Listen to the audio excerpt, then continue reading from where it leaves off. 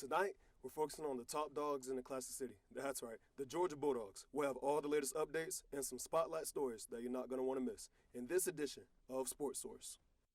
Welcome to Sportsource. My name is Matthew Brown, and I'll be your host for today's show.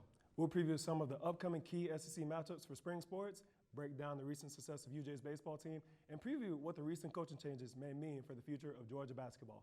But before we get started, if you're in the Athens area for the next few weeks, have your game day outfit laid out and ready and put these games on your schedule. Georgia baseball will look to defend its home turf as Texas A&M rolls into town next Thursday. The Aggies are nationally ranked, but they are not an easy pass. Texas A&M beat the number 10 ranked Texas State, so the Bulldogs cannot afford to take this SEC matchup lightly. And next Saturday, you can expect just a little bit more traffic on campus. Georgia fans will be rolling into town to support the 2021 National Football Champions and the team's annual scrimmage, better known as G-Day. Now let's see where the Dogs are headed on the road. Men's tennis will be traveling to Lexington this Sunday to take on the Kentucky Wildcats in a top 15 matchup. A win for the Bulldogs keeps them tied for second in the conference. But next weekend, the national champions will be strapping up, getting ready to ride out and defend their title. But I'm talking about the other national champions on campus. Georgia's equestrian team will travel to Ocala, Florida, the site of the National Equestrian Championship, to try to add another ring to their collection. But on that same weekend, women's golf will have to be on top of their game as they travel to Birmingham, Alabama to compete for the SEC Championship. But enough about the teams. It's always good when fans get the opportunity to learn more about the athlete off the field or off the court. Tav Gant, our future reporter, took a visit to the McGill Tennis Complex to learn more about a star freshman on the women's tennis team.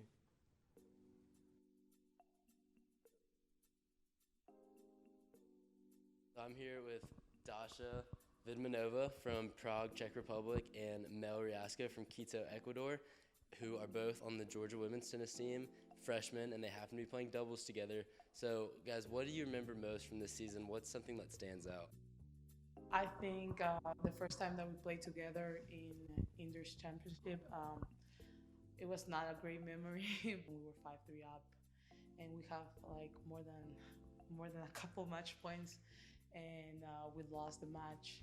We were like really sad, but after that, I think we knew more about each other, and we're like more together now in court, and we know how to solve these situations when we're out there. Dasha, what do you think makes you and Mel play so well together on the court? Yeah, I think we're pretty close, like outside of the court, and what makes us feel like comfortable with each other on the court. And also, like, we play differently, so she's good like at the net, I have a good serve, so we like balance each other, I think.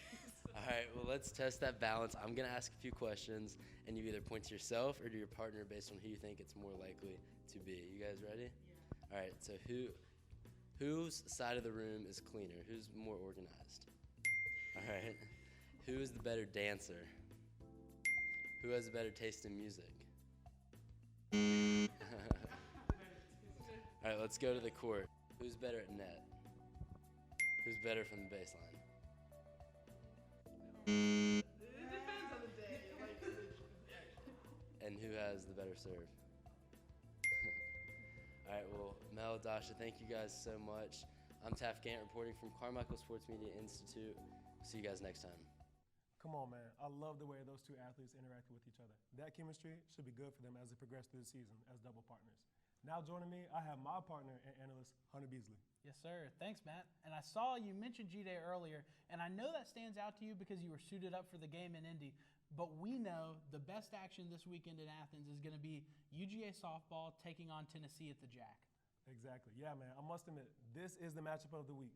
The number 16 Bulldogs will take on the number 11 Tennessee Volunteers, starting tonight and stretching through Sunday. This is a huge series for the Bulldogs coming off back-to-back losses against Alabama last weekend. UGA has the chance to get back on track heading into the rest of SEC play, depending on this weekend's results. Yeah, Hunter. Conference play is about to get busy for the Georgia Bulldogs. 15 of the next 17 games will be against SEC opponents. Is this going to be a good test for the Georgia Bulldogs and to see if they can make it back to the College World Series? Tennessee is the highest-ranked opponent left on UGA's schedule. Last year, the Bulldogs had number 1 Oklahoma come in as a good litmus test late in the season. Their upset of the Sooners, which was Oklahoma's first loss of that season, serves as proof that they can compete at the highest level. They took that into regionals against Duke and the super regionals against Florida, which propelled them to their first World Series bid since 2018. So what you're saying is Tennessee is Georgia's Oklahoma this year, and a victory over Tennessee could give them the confidence and the momentum to propel them through playoffs? Yes and no. Because Alabama was ranked number 4, technically Alabama was the best team on Georgia's schedule. But beating Tennessee and running through the rest of the SEC slate can only help UGA's confidence in the back end of the season. So Hunter, I must also point out, Tennessee is the highest ranked team remaining on UGA's schedule until they enter postseason play. But the Dogs went 7-17 last year in the regular season. How do you think this year's conference play can be different from last year's? Last year's conference record was abysmal for a team that made the College World Series, but they did still make it to Oklahoma City. Coach Baldwin said that this year's team has been pretty resilient and that every game in the SEC is like playing in an NCAA Super Regional. And hey, like the motto states, it just means more. The 5 conference series that UGA has left on the schedule will be crucial for the SEC tournament seeding and help get them an easier team pool for the path to the World Series. That's a good point that you make, because every game here on out will definitely help decide what type of seed the Bulldogs get in postseason play. As for the Volunteers, we're looking at a team with a lot of new faces. Tennessee has 13 returning players and 10 newcomers. But a few names to look out for is Ashley Rogers and Kiki Malloy. How can we expect these athletes to be a factor in this weekend series? Rogers could give UGA fits at the plate, as she has only allowed 14% of opposing batters to get a hit. On the other hand, Malloy has the Vols' highest batting average and could definitely go yard at the jack this weekend, as she is ranked 5th in the conference in home runs. Hunter, I think it's also important to note, Rogers is ranked 5th in the nation with 296 strikeouts. But without a doubt, she's going to be a problem in the circle for the Bulldogs. And they're going to have to deal with Malloy at the plate. But what about Georgia? What aspects about them makes them cut for the job? As a team, UGA has been great behind the plate. They boast a team batting average of .341, and they currently lead the SEC in home runs with 66 on the season. So I expect them to be able to hang in there with any team in the SEC. The stars that could truly shine this weekend is UGA's youth in the circle. Yeah, Hunter, these pitchers will have to be smart when their name is called. Tennessee is ranked last in the SEC in terms of batting average, but with one bad pitch, that ball could be gone. Why? Because the Volunteers are tied for 3rd in the conference for home runs. How do you see this unfolding? That's why the Bulldogs will need to lean on improvements from the 3 young star pitchers. As a unit, sophomores Britton Rogers, Madison Kerpix, and freshman Kylie Macy have combined for a record of 28-5 on the season. Kerpix has stood out as the team's ace and has racked up 108 strikeouts this season, which is good enough for 4th in the conference. Kerpix also expects their pitching to only get better as the season progresses. Oh yeah, all eyes will be on these 3 young stars as UGA fans look to bounce back in this weekend's softball series. Next up, we're keeping the conversation on the diamond, but switching gears to chop it up about Georgia baseball and the team's recent success. Our feature reporter, Colin Ochs, has more on what is fueling the fire behind this year's team. Bulldogs baseball enters the weekend ranked number 14 in the nation with a record of 22-7.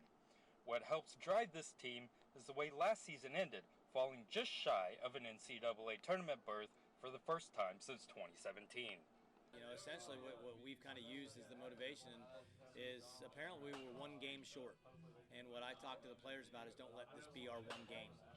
You never know at the end of the year. You look back, there's always games when you look back at the end of the year that, you know what, we should have won that game.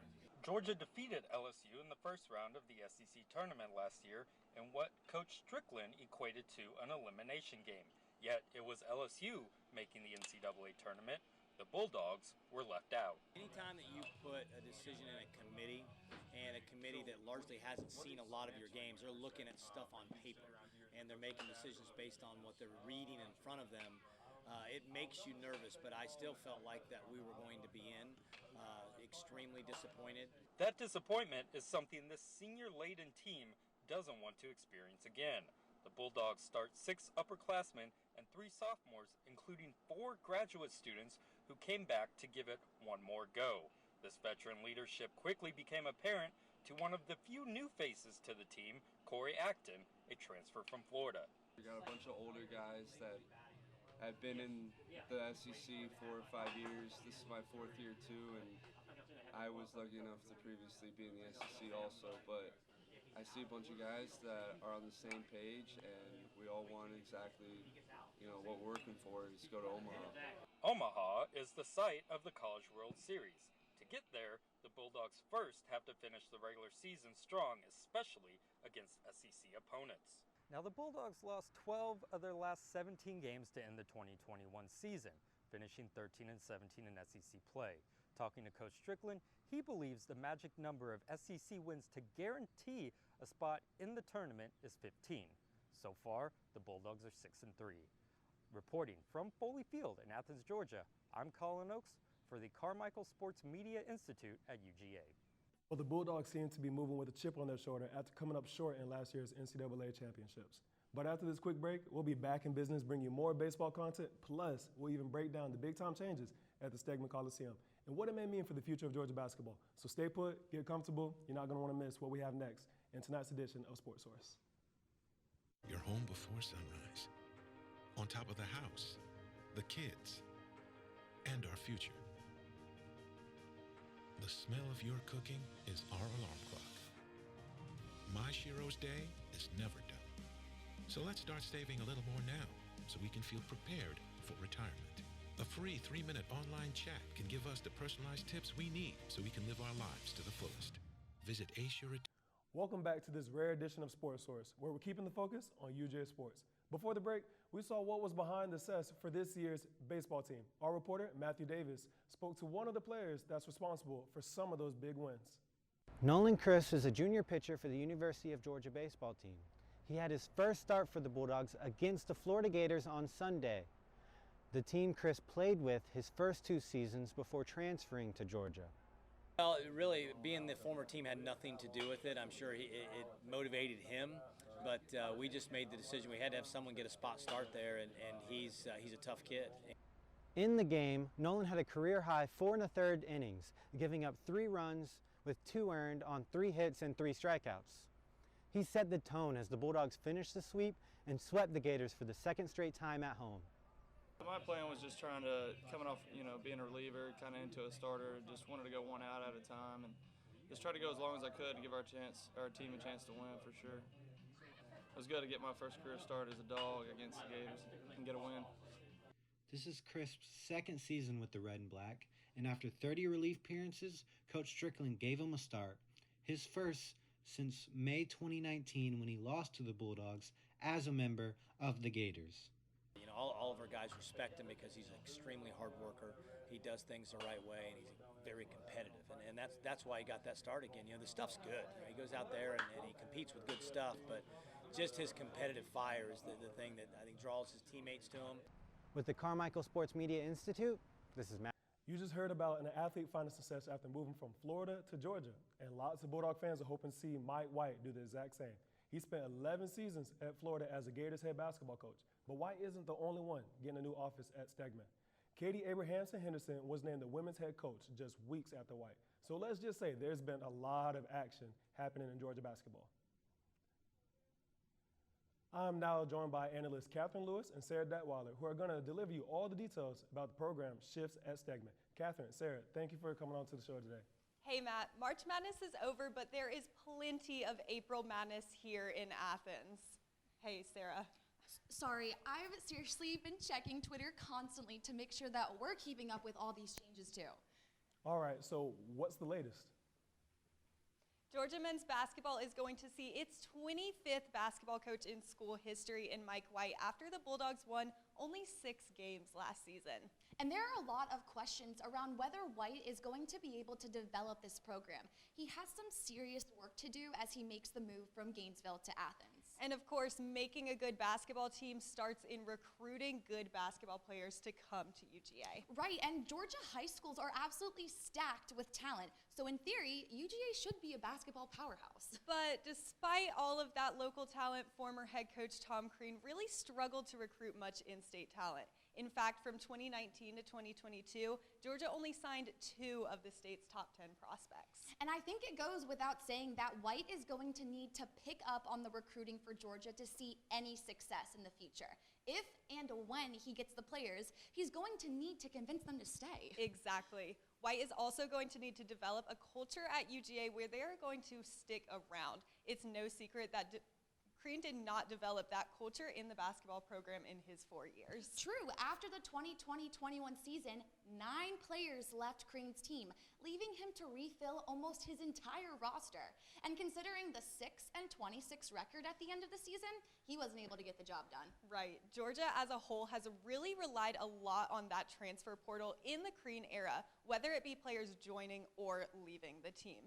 8 players have already entered the transfer portal, and Georgia's lone class of 2022 signee has decommitted. More turnaround is bound to happen with the new coach, but the roster is something to keep a close eye on as White begins his time at UGA. And of course, White has the looming challenge of getting fans excited about basketball again and developing a fan base here. Let's be honest, Georgia fans have been so frustrated with the level of competition their team has been playing at for the past few years. So it goes without saying, they've lost some fans in the process. Well, it's definitely safe to say that Coach White will have a lot on his plate as he gets settled into his new office. Besides that, some fans might still be picking up their jaws off the floor after seeing Coach Joni Taylor leave to take the head coach position for Texas A&M. Now, Sarah, what will the situation look like for our women's team? Georgia's ability to retain its current talent will be tested now that Taylor is gone. Katie Abrahamson-Henderson, aka Coach Abe, and her staff will need to have a clear vision for the program's future in order to limit the loss of talent. And by the looks of it, their roster is in just about the same shape as the men's right now. You could say that again, Katherine. As of now, only 6 athletes remain on the roster, not including 2 seniors, Michaela Coombs and Mallory Bates, who have both yet to decide on their extra year of eligibility. So who's hitting the road?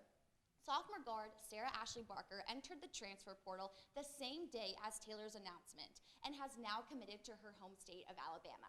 Then there's Richardson, Hollingshed, and Hilton, all of whom make up over half of Taylor's freshman recruiting class. Lastly, Barker, the number 3 recruit in the country, and Collins from the 2023 class have also decommitted. So for those of you who couldn't keep up with all of the names there, that's 12 combined players from both teams in the portal. But I know athletes aren't the only ones coming and going. Sarah, what can you tell us about the coaching scene? Right. Along with the new head coach, Abe is bringing a majority of her staff from Orlando to Athens. I am not kidding. Just this afternoon, Valerio was officially announced as Georgia's assistant head coach. So that means Robert Mosley, Chelsea Newton, and Karen Lange are out, all of whom have been here at Georgia since Taylor's hiring in 2015. And some of Coach Abe's players are also tagging along with her as well. Yeah, that's right. Former UCF player Diamond Battles, as well as Abe's daughter, UCF guard Savannah Henderson, have committed to Georgia this week. UCF forward Brittany Smith is currently still in the transfer portal, so she's a name that you're going to want to keep an eye out for in the next few weeks. And Georgia's drastic changes in leadership could be another hurdle that Coach Abe and her staff are going to have to manage while they're in their new roles. She'll definitely be inheriting a program that has a high expectation from Georgia's fan base. But the good news is Coach Abe has been successful at pretty much every stop along the road prior to Georgia. Teams have averaged 22 wins per year during her career as head coach, as well as 16 conference championships in 17 seasons as head coach. Coach Abe has built a reputation of being a program builder, no doubt there, and now she's finally at a program that's already built on that success.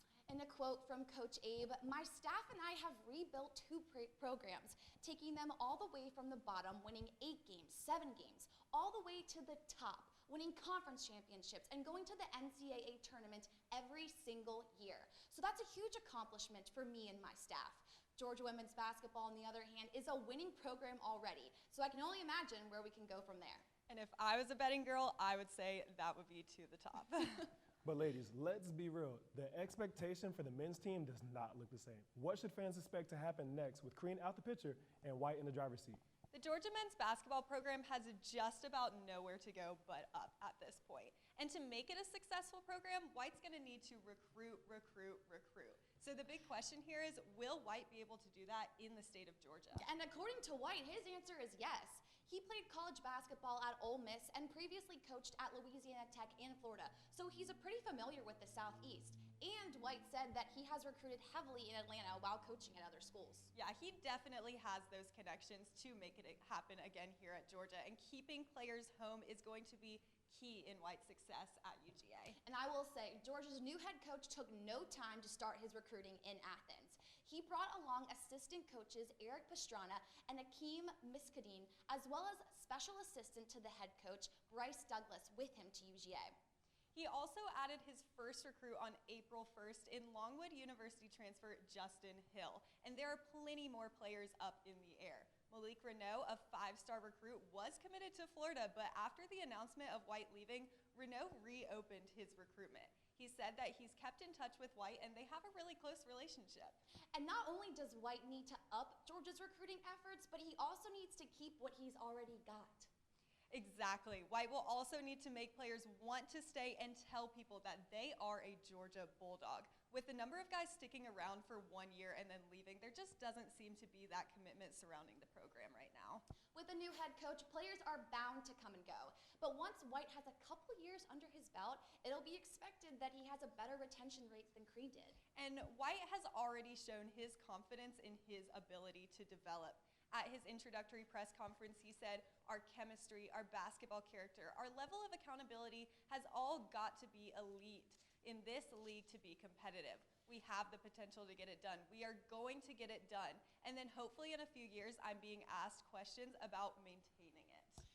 But wait, the best part about this story is that these two former Florida coaches, White and Abe, are friends. Okay, yes, let me give you all the backstory about this. So Mike White is the brother of Danny White, who is now a college sports administrator at Tennessee, but previously he was at Central Florida where he hired Coach Abe in 2016. So thanks to his family, Coach White knows Coach Abe quite well. That's right. She told Online Athens that when the Georgia job opened up, Coach White reached out to her and said, "Come on, let's go." And I believe that this is going to bode well for the success of both of their programs. Matthew, were you able to keep up with all those shifts? UGA's athletic director, Josh Burke, has named 2 other new head coaches since getting the job, and each one has shown promise. We have a lot more coming up after this break, including a feature on one of those other coaches. Sarah and Katherine, I'm going to both put you on the hot seat and ask you about a little bit more questions about the future of Georgia basketball. And I know that you went out on campus to see how much students know about the team. So stay put. We'll be back with more after this break. Last week, Brandon met a girl on a dating app. One day after work, he finally found the courage to ask her out. No answer. He started to panic. Was he being too pushy? Maybe it was too Hey, sorry I didn't respond. I was driving.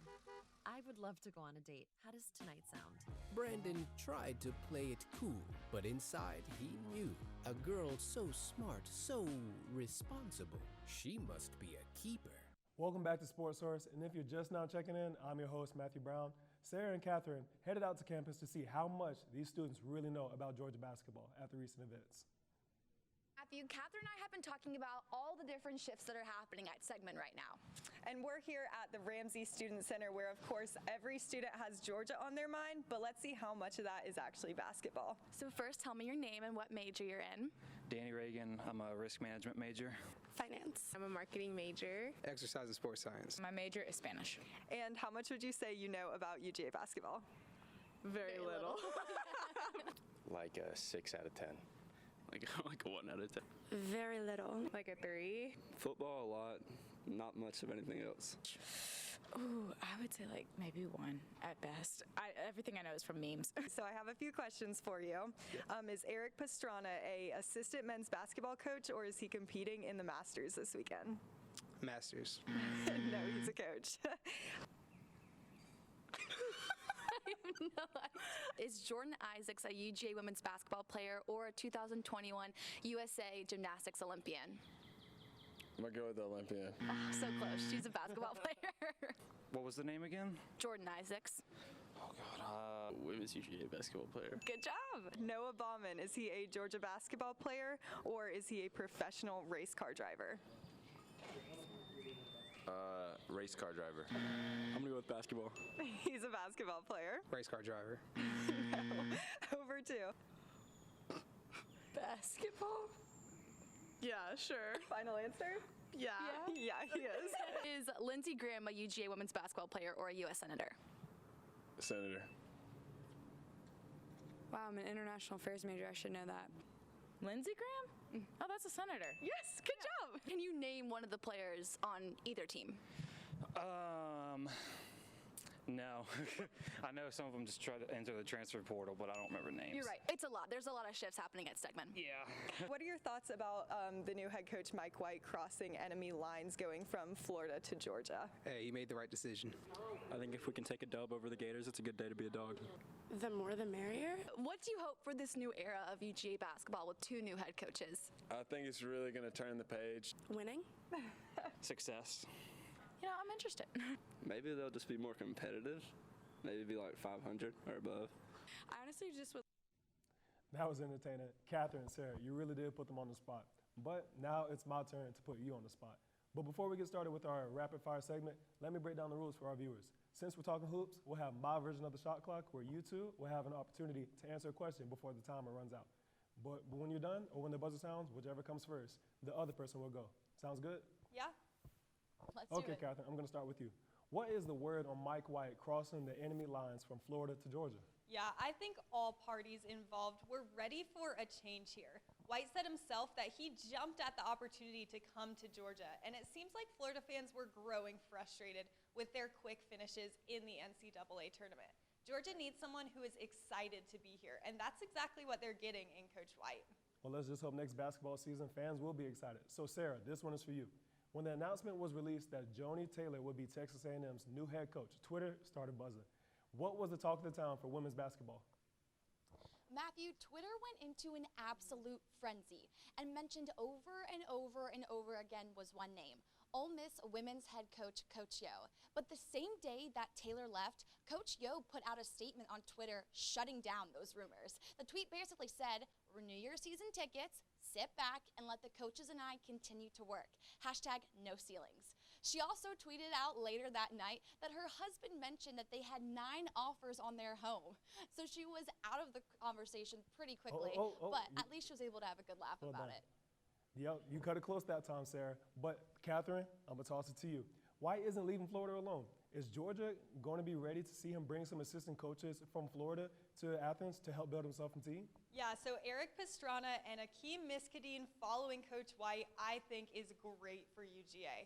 I talked a little bit earlier about the number 33 overall prospect, Malik Renault, and Pastrana was actually the leading recruiter on him. Seeing that he decommitted from Florida is a good sign for the Bulldogs. These guys know what they're doing when it comes to recruiting, and the fact that they're sticking together is going to bring a lot of success. Well, let's see if that same success follows into Athens. My last question is for you, Sarah. Coach Abe is no stranger to the town. What are your thoughts about her coming home to coach at Georgia? Hey, all I gotta say is once a dog, always a dog. And I believe the fan base will really welcome her home. She is only the 3rd head coach in program history and originally played under legendary Georgia head coach Andy Landers from 85 to 87 during the program's peak. Abe's got a lot of ground to cover, but I truly believe the fan base will welcome her and her family to Athens with open arms. Well, without a doubt, Georgia's fan base will have something to get excited about next basketball season. Thank you, Katherine and Sarah, both for your time. You definitely show that you can be reliable during crunch time. Coach White and Coach Abe aren't the only newcomers making a name for themselves on campus. Track and field athlete Kanandra Davis has been racking up points for the women's team as a freshman.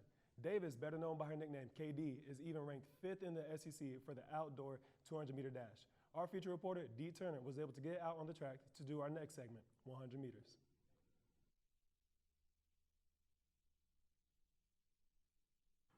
This is Dee Turner, and I'm with freshman UGA track runner Kanandra Davis, and this is 100 meters. So, how long have you been running track? I've been running track for 5 years now. And what made you decide to come to UGA? Well, it's kind of weird, as I say this. I actually was originally committed to USC, but the coach left and came here, so I followed her because I knew that's who I wanted my coach to be.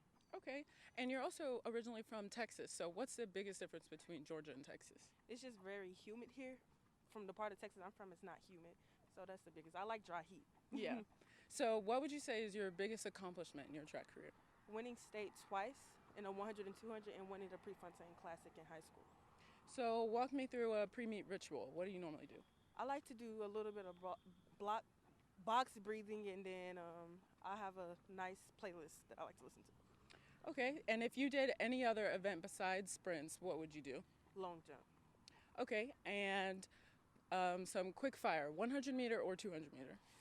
Depends on the day, but I'm going to say 200 right now. That's my Okay. best right now. Indoor season or outdoor season? Outdoor by far. Who's your favorite athlete of all time? Allison Felix. And you've got a meet coming up next weekend. What are you hoping for? PRs. That's always what I'm looking for. All right, this has been D with KD, and that's 100 meters. Well, best of luck to KD and the rest of the team as they travel to Knoxville for the Tennessee Relays this weekend.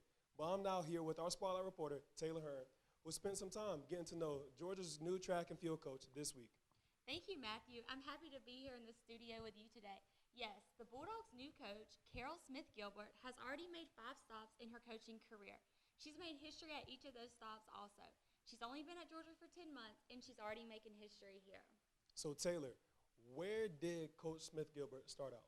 Well, Matthew, she's made 5 stops before landing at Georgia, including Penn State, Alabama, and Tennessee being the first stops as assistant coaching jobs. Then she moved down to UCF, where she was the women's head coach there. She saw a great deal of success there, but the really successful stop was at USC, where she was the director of the men's and women's track and field program. Now, there's something special about Coach Smith-Gilbert making a stop here at UGA, her most recent position. What is so special about that?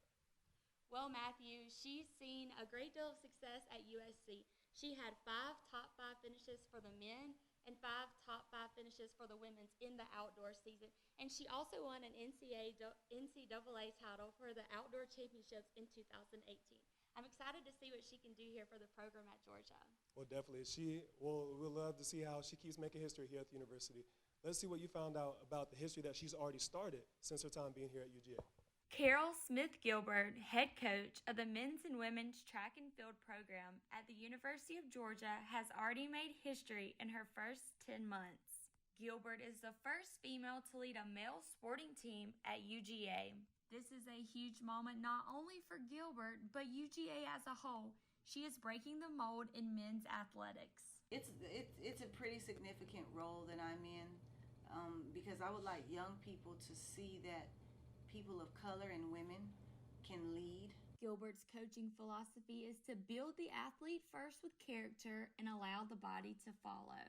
I get asked all the time, well, what about the men? You know, is it important to you for women to see? It is important because they do need to feel that they can do it. But I think it's just as important for the men to see it. So when they become leaders or they're in a powerful position, they don't have any fear or any apprehension of hiring a woman or a person of color. Her athletes all had wonderful things to say about her, but one in particular could not praise her enough. She's helped in a lot of ways. I think the biggest way she's helped is mentally. A big thing for her is just being mentally locked in to everything that just competing in a decathlon entails. Everything that I've been doing off the track, make sure my diet's right, make sure I'm just mentally locked in, not worried about everybody else, and just staying true to the plan and being able to trust her. Gilbert knew this was going to be a big role that she was taking on, but she was ready for it. It was bigger than I thought it was. I knew it was a big decision.